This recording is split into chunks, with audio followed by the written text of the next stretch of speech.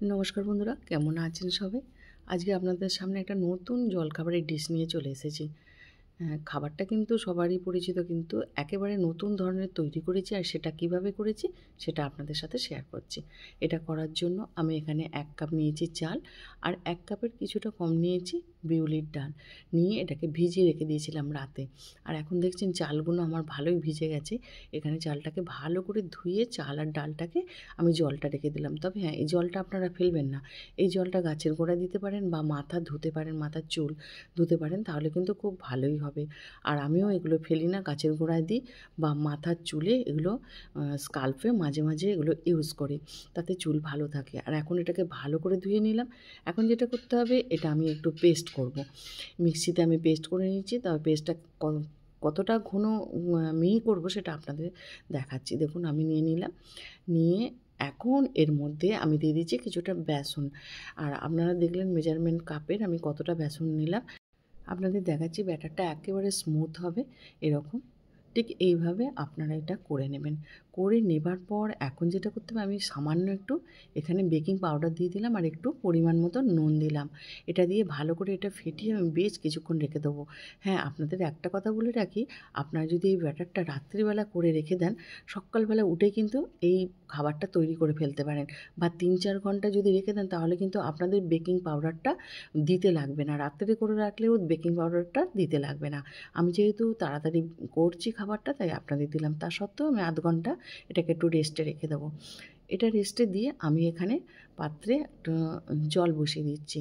আর এখানে একটা পাত্র নিয়ে নিলাম, নিয়ে তাতে আমি জল দিয়ে দিলাম। জল দিয়ে এটাকে আমি ফোটাতে দিচ্ছি। আর এটা জলটা গরম হতে থাকুক, তার আগে আপনাদের বলি, যারা ভিডিওটা দেখছেন যদি ভালো লেগে থাকে অবশ্যই লাইক কমেন্ট শেয়ার করবেন। আর যারা আজকে প্রথম আমার ভিডিওটা দেখছেন, প্লিজ চ্যানেলটিকে সাবস্ক্রাইব করে আমার পাশে থাকবেন। আর এখন আমি কি করলাম, জল গরম করতে দিয়ে এখানে একটা বাটিতে, যে বাটিটার মধ্যে এটা করব সেই বাটিটাতে একটু তেল লাগিয়ে নিলাম। আপনারা যে কোনো তেল লাগাতে পারেন, ভেজিটেবল অয়েল লাগাতে পারেন বা সর্ষের তেলও লাগিয়ে দিতে পারেন, আবার ঘিও লাগাতে পারেন। আমি এখানে সর্ষের তেল দিয়েছি।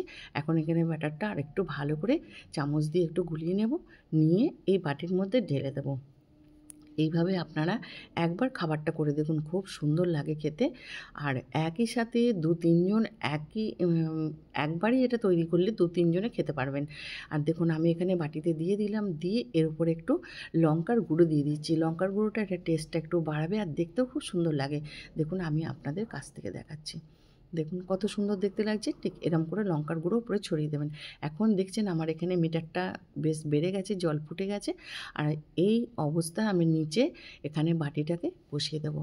আপনারা যে কোনো জায়গায় এটাকে আপনারা করতে পারেন, কড়াইতেও করতে পারেন। আমার কাছে যেহেতু এই পাত্রটা রয়েছে, তাই আমি এখানে করছি। আর এখন এটা বসিয়ে দিলাম। বসিয়ে দেওয়ার পর আমি এখানে মিটারটা দেখাচ্ছি। এখানে কালোটা যতটা আছে, কালোটা পূরণ হয়ে গেলে আমার এখানে হয়ে যাবে। এখন দেখুন কিছুক্ষণ পরেই আমি দেখাচ্ছি, এখানে কালোটা আমার পূরণ হয়ে গেছে মিটারটা। আর আমি এখানে একটা কাঠি দিয়ে দেখাচ্ছি আপনাদের এটা কতটা কাঁচা আছে কিনা। দেখুন আমার কাঠিতে কোনো এর যে ব্যাটারটা কাঁচা নেই, তাই এটা লাগেনি। আর এখন আমি ডিশের মধ্যে এটাকে একটু ঠান্ডা করে ঢেলে ফেললাম। এরপরে এরকমভাবে পিস পিস করে নেবেন। এই পিস করাটা আপনাদের উপর নির্ভর করছে, আপনারা যেরকম খুশি এটা সাইজ করে কেটে নেবেন। এটা খাবার সুবিধার জন্য আমি দেখাচ্ছি। আর এটা এইভাবে কেটে আপনারা যে কোনো বাদামের চাটনি বা টমেটোর চাটনির সাথে এটা কিন্তু খেতে পারবেন।